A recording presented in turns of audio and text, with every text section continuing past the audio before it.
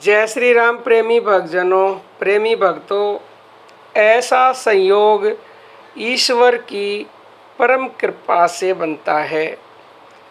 कौन सा संयोग है प्यारे भक्तों? ध्यान से एक एक शब्द को सुनिएगा और खुद मंथन कीजिएगा, क्योंकि भगवान ने आपको विवेक दिया है, बुद्धि दी है, तो इस विवेक का प्रयोग कीजिएगा। प्रेमी भक्तों, हम सब चाहते हैं कि हम भगवान से प्रेम करें और भगवान को हम अपना बना लें और भगवान हमारे सम्मुख आ जाएं, हम उनके दर्शन कर लें।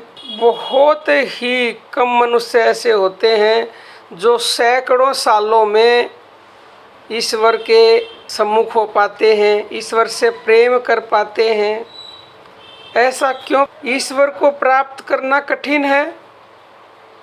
उसके पास जाने के लिए, उससे प्रेम करने के लिए बहुत बड़ा रास्ता तय करना पड़ता है, इसलिए बहुत ही कम मनुष्य ऐसा कर पाते हैं। और ईश्वर को प्राप्त करना कठिन है भी और नहीं भी है। क्यों? क्योंकि कठिन तो जब तक है जब तक हमें उसको प्राप्त करने की वो लगन नहीं लगती, जितनी लगन हमारी संसार के कार्यों को करने की है। हमारी लगन संसार में लगी रहती है, रात दिन हम ये पालें वो पालें, और जहाँ हमारी लगन होनी चाहिए वहाँ हमारी लगन है ही नहीं। तो फिर हमें मुश्किल ही लगता है कि ये तो कार्य मुश्किल है, बहुत ही कठिन है।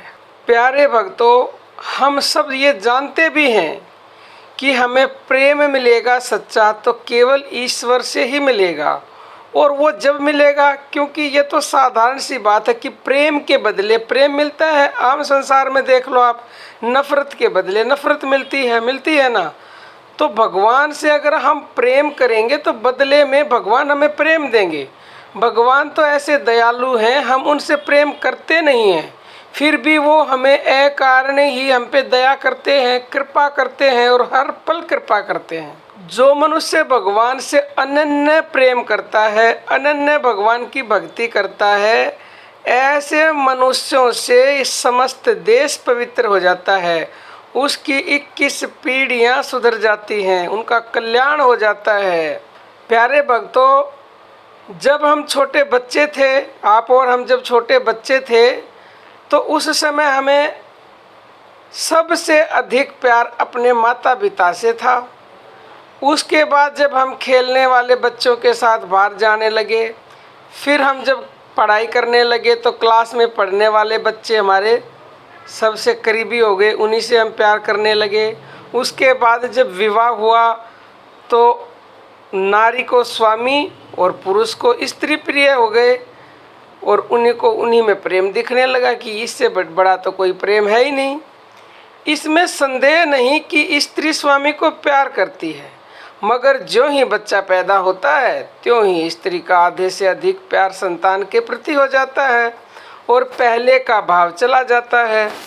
बस सांसारिक प्रेम धाराओं का तो यही हाल। देखो, पहले आकाश में एक तारा उदय हुआ, फिर असंख्यों तारे उदय हुए, चंद्रमा भी उदय हुआ, अंत में जब सूर्य उदय हुआ तो उसके प्रकाश से सभी ज्योतियां मलिन हो गई। क्योंकि जब ज़्यादा तेज़ वाली चीज़ आती है तो जो पहले वाली होती है वो अपने आप ही मंदी हो जाती हैं। ईश्वर ही सबका प्रेम समूह सूर्य है, और चंद्रमा तथा तारागण समूह हमारा सांसारिक प्यार है। जिस समय परमात्मा रूपी सूर्य उदय होता है, उस समय मनुष्य उस प्रेम को पाकर पागल हो जाता है। प्यारे भक्तों, मदमस्त हो जाता है। इस तरह से जब मनुष्य भगवान का प्रेम पाता है, उस समय उसके निकट मनुष्य, पशु, पक्षी, जीव जंतु आंतरिक रूप से ईश्वर रूप ही हो जाते हैं। उस प्रेम को पाकर, उस परमात्मा को पाकर सारी सृष्टि परमात्मा में लगने लगती है। क्यों? क्योंकि ये सारी सृष्टि परमात्मा का ही रूप है। पूरी सृष्टि, कृष्ण भगवान ने कहा है, पूरी सृष्टि मुझ में है और मैं पूरी सृष्टि में हूँ। जब ऐसी स्थिति आ जाती है तो फिर समझो कि आप धन्य हो। उस समय मानव प्रेम सागर की तरंगों और लहरों में समा जाता है।